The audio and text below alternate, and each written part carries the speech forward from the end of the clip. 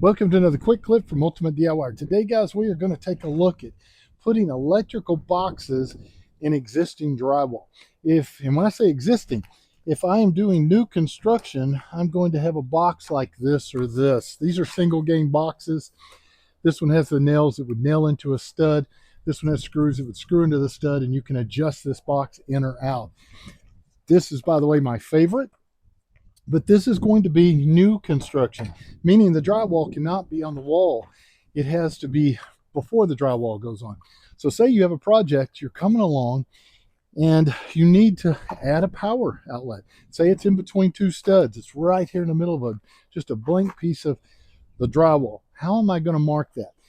How a pro generally marks it is they are going to take the box that they're going to use. They're going to turn it around the other direction, put it on the wall. They use a level, try to get this thing totally level, and then they are going to mark right here. See, and you got to keep fighting it, and they're going to mark the lines, okay, all the way around. Then they cut it out and they'll slide it in. If it is a double, like the one I have right there, I'm going to do the same thing. I'm going to take this double, I'm going to put it on here, and I'm going to use the level and try to get it totally level so that it looks good on the wall, and I'm going to mark it. Now, what I have found is an awesome little tool. It's like basically a blank that slides on the actual drywall. It has little anti-skid marks. I like it because it can move around. It's even got a couple of little screws that I can screw it into.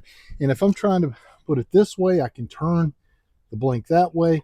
If I'm trying to go horizontal, I turn it this way. It makes it very, very simple. And these blanks simply are the exact same size as your opening, just like that.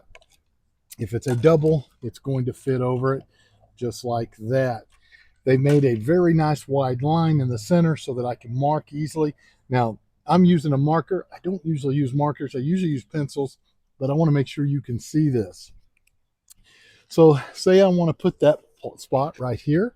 I am simply going to hold this out, get it level where my bubble is right in between, and then I'm going to mark it. Now, if I'm doing a single, it's going to be right through here, just like this, all the way around.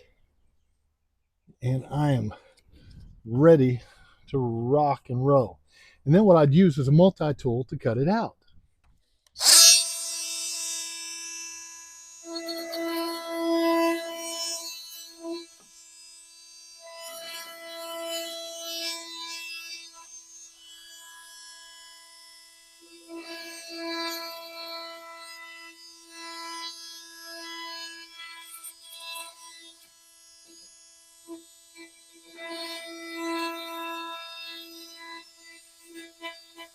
And one quick tip is use the back of your hand to rest it on the surface, turn it on, and then let that help you keep it steady.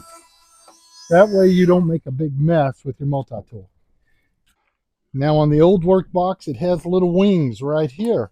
We're simply going to put the box in, making sure the wings are on the other side, and we're going to tighten.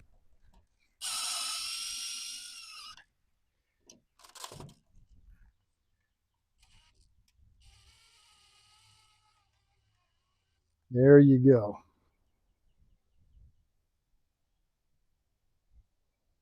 All right, guys, there you go. If you're putting in an old box, extremely level, extremely quick. You can do the old method if you like with the regular level, or you can use a tool like the one I showed you today that makes it extremely fast.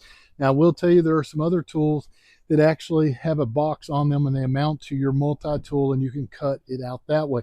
But I will tell you the problem with those I have found is you have to be very careful because you can get out of whack on that. That's why I like marking it with something like this first and then going back and cutting it out. Remember, keep your hand up against it while you actually use the tool and you will have nice straight lines. So guys, if you're not a subscriber, please hit that subscribe button, ring that little bell notification button. Matter of fact, hit it twice.